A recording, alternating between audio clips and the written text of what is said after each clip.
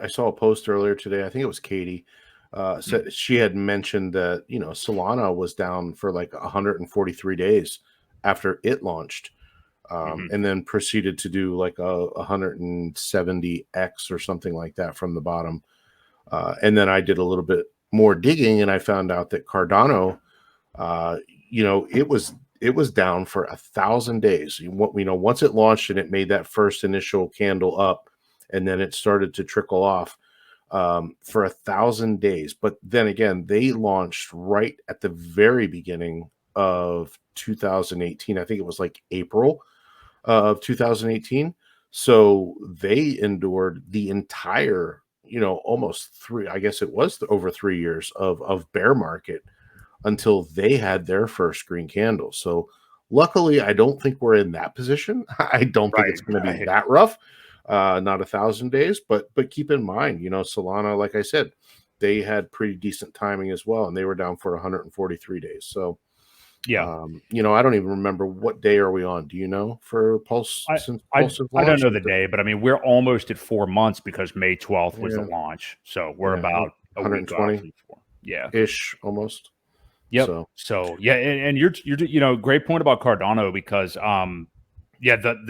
like you said to me today, the choice of launch couldn't have been worse. I mean, it was like it would be like launching in say we'll say December of 2021, which was like literally the very beginning. There was like a big precipitous drop off in the market right after Bitcoin hit its new double top, basically in November of 2021, and things just still some people were still bullish at that point, but then by like I think February to May is when it was like Terra Luna was happening and all that stuff. So right.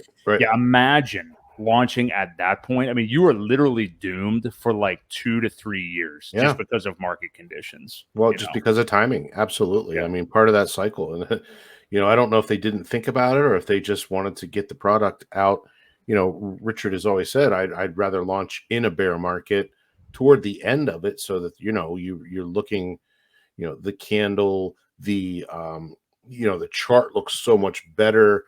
You have a lot less resistance on the way up because, once it gets past those first levels, there's really nothing stopping it, but if you start and it goes down and down and down and down, then you run into some problems as resistance levels that some of those are met on the way down. They're tough to get by on the way back up. So I don't think we'll have too many of those issues with this chain. We hit those levels pretty quickly when it dipped, and it's just kind of going sideways now. Well, what's funny too, and you just reminded me of this is I was watching Corey Geary and Money Talk with Dane. They had a good stream earlier today, and they made great points. A lot of us, I know you and I have said it. Everybody said it. Is like, hey, prior to PulseChain launch, it's like, hey, don't feel like you have to totally FOMO in. You're going to have months around these levels to DCA. Now, at that time, we thought that meant like around sack rate. Like we thought, oh yeah, I'll still be able to get like around sack rate. Like I remember celebrating with you, like buying even Pulse X below sack rate in the early days, and thinking like, oh man, awesome. Well, now we couldn't have foreseen some of the things that have gone on with this, with the SEC false claim shenanigans that we're hopefully resolving soon. But so many people had that idea of like, hey, don't worry, be patient. You're going to have months. Who actually fulfilled that? You know what I mean? Like, I'm sure people still have some money on the sidelines, and we're keeping our head on a swivel here in September and keeping some cash on the side if we can. But I mean, it's extremely hard to do that, especially now. I mean, again, we didn't see these prices going down this far. So like, how many people can say like, yeah, I fulfilled exactly what my plan was. I didn't FOMO in any more than I wanted to. Or even if you were doing a responsible regular DCA, it's just gone a trajectory that or a spiral, whatever you want to call it, that you may not have anticipated. So we can say that stuff till we're blue in the face, like pre-launch, but it's very tough to have that restraint the whole way through. And we got to remember, hey, we are only at about 4 months in on this chain right now. So. Still new. Yeah, still new. Good comment from Tom Kane. I saw that too. The Matic Polygon chart at the beginning looks similar as well. So yeah, and that's the thing you're going to see. I mean, the more you look into some of these other launches, like Ethereum as well, nothing Solana. Different. Yep, nothing different. Yes. So This is the depression phase still. I think this week, maybe because of we had Labor Day here in the United States. I don't know if it was just me specifically or just like I don't know what it is, but this week I think more than any I have felt so far. Not so much like depression as far as frustration, but just apathy, I think, has set in a little bit of just like, we're still here. We're obviously have a great show for you tonight. We have a lot to talk about, everything. And there's always lots going on in crypto. But sometimes it's just like, man, this market just isn't back yet. And to just be sitting there, especially on a platform like Twitter, X, whatever you want to call it, and some of the, just cancerous stuff that you see on there, you don't want to be just sitting there refreshing that all day, No, it's not healthy, and if you let it, it will beat you up. It can really change your outlook on things. If you have a plan, it can almost make you alter that plan if you're not careful. So, you really have to stick to your guns. And if it is bothering you, you have to get away from it. You really have to walk away, turn it off, start blocking people or muting them. You know what I mean? If it's just every time you see a post and it's, or a tweet or whatever they call them now.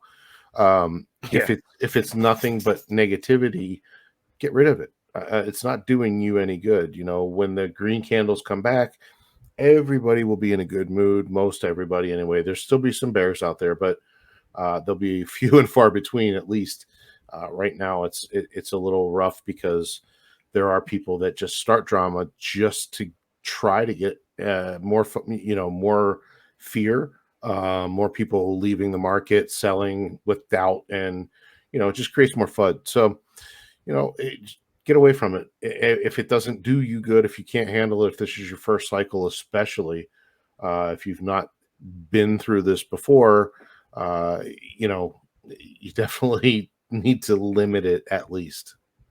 Yeah, for sure. And I think we all kind of have our own little cope mechanisms and stuff like that, or things that we do to disconnect. Like, I mean, it doesn't even matter if it's like looking into crypto or just working too much on screens during the day, which I know both you and I do.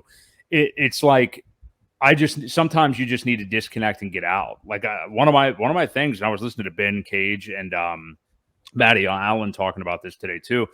But find something for yourself specifically that you can do to get out of that headspace. Like I always I have to do like the furthest possible thing that I can think of from like chart staring to get out of that space. Like I love to go to like farms and check out what's going on. Like we have some Amish things around here where we are, and just hitting up the farms and seeing how they're living and stuff and how simple it is and everything, and just spend time there and totally disconnect.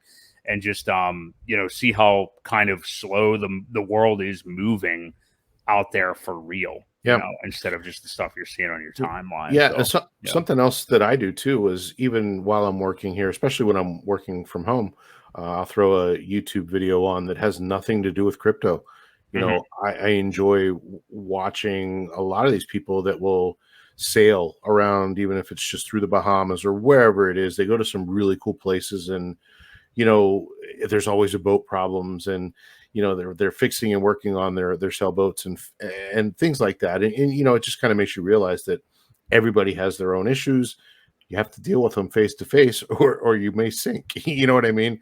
So literally, yeah. It's not, it kind of gets you away from that crypto speak as well, and puts things into perspective, and it also just kind of changes the pace of things a little bit for me.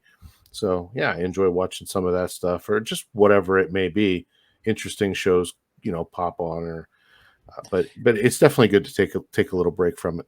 Yeah, I've been on a I'll tell you what, not to get too off topic, and then we'll wrap this up. But as far as distractions, I've been a big fan of the biography channel on YouTube.